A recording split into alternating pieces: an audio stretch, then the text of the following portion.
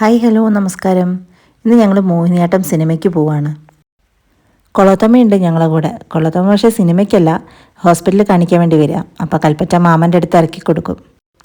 കൊളത്തമ്മനെ മാമൻ്റെ അടുത്താക്കി ഞങ്ങൾ നേരെ തിയേറ്ററിലെത്തി.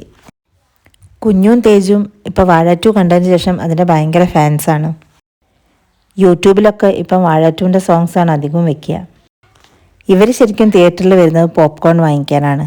വന്ന ആദ്യം വേണ്ട സാധനം പോപ്കോണാണ്. അങ്ങനെ ഞങ്ങൾ സിനിമയ്ക്ക് കയറി. പ്രതീക്ഷിച്ച പോലെ അത്ര ഗംഭീര പടമായിരുന്നില്ല. ഭരതനാട്യം തന്നെയായിരുന്നു മോഹിനിയാട്ടം വെച്ച് കുറച്ചും കൂടെ നല്ലത്. കോമഡിയൊക്കെ ഭരതനാട്യത്തിലാണ്, മോഹിനിയാട്ടത്തിൽ അത്ര കോമഡി ഇല്ല. പിന്നെ ഞങ്ങൾ വീട്ടിലെത്തി ഫുഡൊക്കെ കഴിച്ചു. വൈകുന്നേരം ഞങ്ങൾ ബൺമസ്ക കഴിക്കാൻ പോവുകയാണ്. ഞങ്ങളെ വീടിൻ്റെ അടുത്തും ബൺമസ്ക തുടങ്ങിയിട്ടുണ്ട്. ഒരു ദിവസം വൈകുന്നേരം അച്ഛനും സുധീപേട്ടനും കൂടെ പാർസൽ വാങ്ങിക്കൊണ്ടുവന്നിട്ടുണ്ടായിരുന്നു ബൺമസ്ക. അപ്പോഴാണ് ഞാൻ അറിഞ്ഞത് ഇവിടെ ബൺമസ്ക തുടങ്ങിയിട്ടുണ്ട് എന്നുള്ളത്. അപ്പോൾ പിന്നെ ഇവിടെ വന്നൊന്ന് കഴിക്കണമെന്ന് വിചാരിച്ചു. നല്ല ടേസ്റ്റ് ഉണ്ടായിരുന്നു, എനിക്ക് ഭയങ്കര ഇഷ്ടമായി അവരത്. പിന്നെ അവിടെ ഒരു ഷവർമ പൂരി ഉണ്ടായിരുന്നു, പാനിപ്പൂരിക്ക് പകരമായിട്ട്.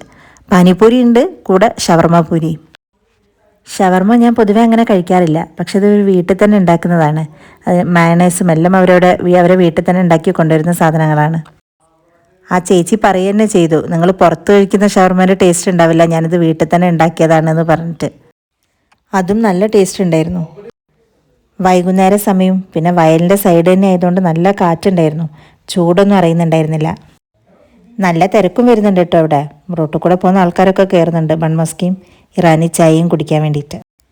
ഇനിയിപ്പോൾ എന്തായാലും ഈ വഴി ഇടയ്ക്ക് വരാം. ഇടയ്ക്ക് ഇങ്ങനെ വൈകുന്നേരം വന്ന് ബൺമസ്ക കഴിച്ച് പോകാമല്ലോ. അപ്പോൾ അത്രയേ ഉള്ളൂ ഇന്നത്തെ വീഡിയോ. ഇനി പുതിയൊരു വീഡിയോ ആയിട്ട് വരാം. അതുവരെ ബായ്, താങ്ക് യു.